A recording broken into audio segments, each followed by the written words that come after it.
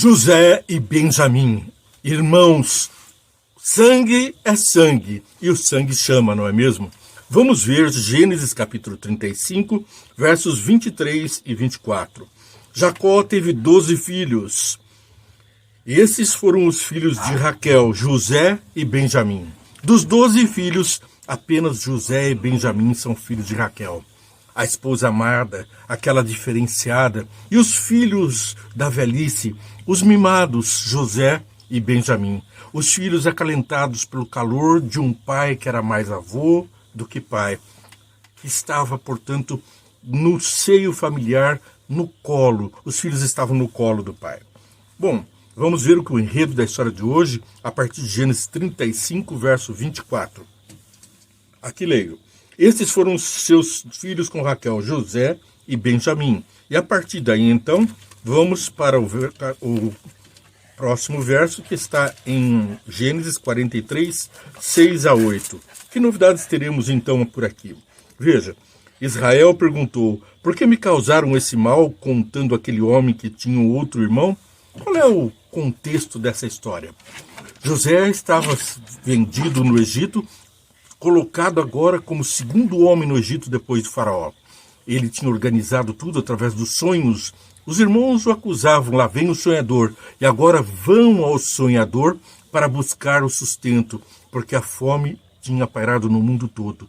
E o Egito, através da providência divina, dos sonhos dados a Faraó e interpretados por José, através de Deus, conseguiram salvar o mundo de uma grande fome. Um cataclisma, por certo, causou aquilo, não sabemos ao certo, mas o fato é que a humanidade estava em risco de extinção. E a providência divina trouxe você e eu até aqui. O programa Vem e Entende, que vai ao ar diariamente, para você curtir, compartilhar e seguir. Coloca lá o Jogo da Velha, Vem e Entende, o hashtag Vem e Entende, e então passa a seguir a nossa programação e abençoa a muitos. Versos 6 a 8 estávamos lendo. Eles responderam, ele nos interrogou sobre nós e sobre a nossa família, e também nos perguntou, o pai de vocês ainda está vivo? Vocês têm outro irmão? Nós simplesmente respondemos o que ele nos perguntou. Como poderíamos saber o que ele exigiria que nós levássemos o nosso irmão? Os 10 irmãos foram ao Egito comprar mantimento. E lá não reconheceram José, porque tinham na mente que José tinha sido morto, mas essa era a intenção deles. Mas Deus tinha preservado a vida de José e o colocado como um segundo faraó, um governador do Egito. Um homem com poder de vida e morte que estava ali agora, vendo seus irmãos e levando o amor de Deus, mas pondo-os à prova. Então, ele faz com que o irmão fique para garantir que vão trazer o irmão mais novo. Queria saber se aqueles irmãos ainda tratavam como mal aquele seu outro irmão de carne, pois os outros eram irmãos por parte de pai, mas estavam a desafiar o contexto familiar, não estavam agindo bem para com os filhos irmãos de José. Vamos ao texto, Gênesis 43. A fome continuava rigorosa na terra. Assim, quando acabou todo o trigo que os homens que Jacó tinha trazido do Egito, seu pai lhes disse, voltem e comprem um pouco mais de comida para nós. Mas Judá lhe disse, o homem nos advertiu severamente, não voltem à minha presença, a não ser que tragam o seu irmão. Na verdade, o irmão de carne dele, por parte de pai e mãe. Se enviarem o nosso irmão conosco, desceremos e compraremos a comida para ti. Mas se não o enviares conosco, não iremos, porque foi assim que o homem falou, não voltem à minha presença, a não ser que tragam o seu irmão. Israel perguntou, por que causaram esse mal contando aquele homem que tinha outro irmão? E aí vem o texto que lemos agora há pouco. Foi interrogado, José com sabedoria interrogou em particular a cada um dos 10 irmãos. E assim tirou a verdade e procurou então saber do pai com cada um deles e também do irmão. Falamos direto para o verso 10. Como se vê, se não tivéssemos demorado tanto, já teríamos ido e voltado 2 vezes. O pai não queria deixar Benjamim ir, mas a fome bateu, o desespero era total e todos estavam em risco de morrer.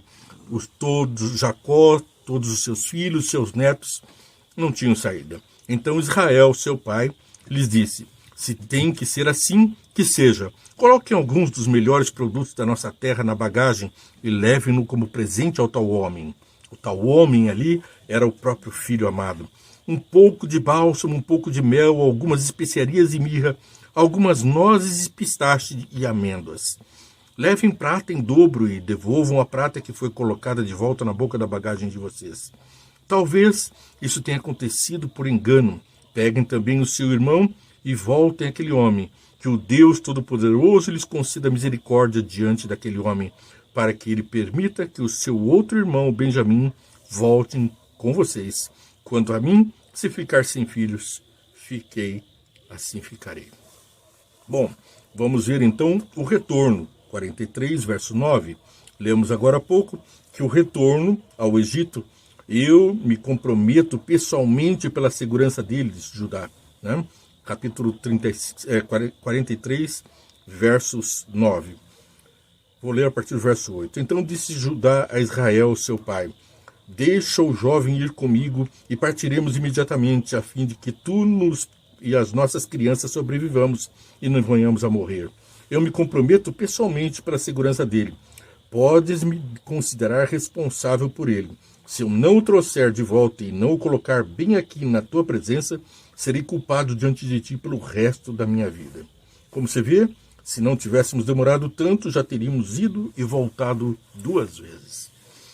Não sem saída, agora só tinha então olhos para Benjamim. José encontra o seu irmão, é o tema da lição de hoje, 43:16 de Gênesis.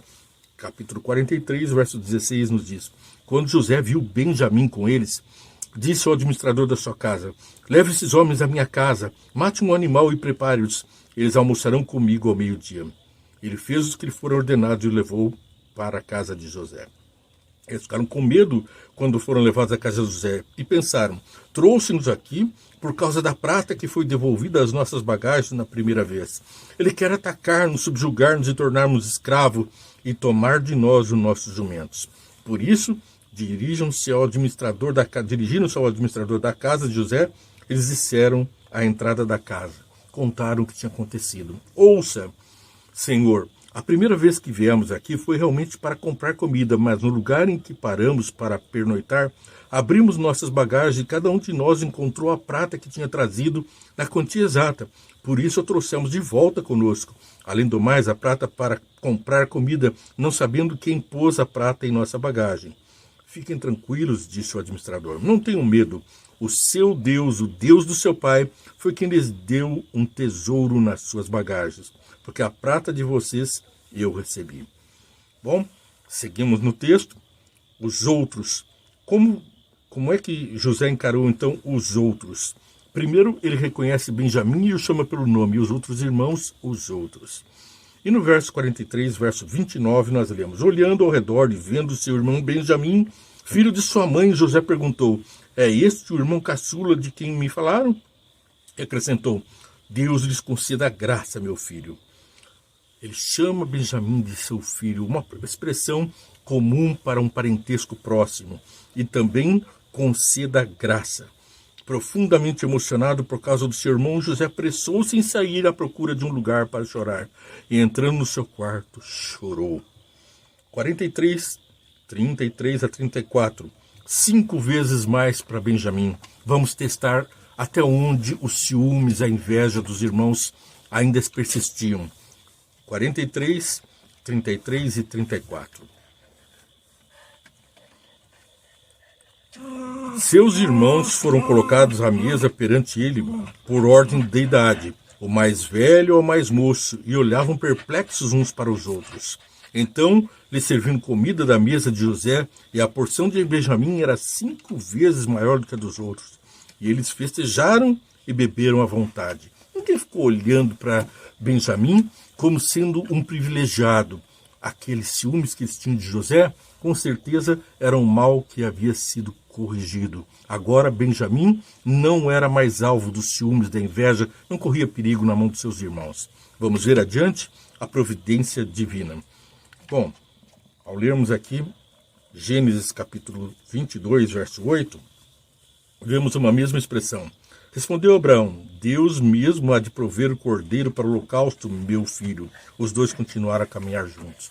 Aqui, de novo, a expressão meu filho e a providência divina. Cada vez que nos aproximamos da palavra de Deus, uma preciosa lição para a nossa vida. A graça, capítulo 42, verso 21. A graça, a bondade de Deus expressa na vida de José.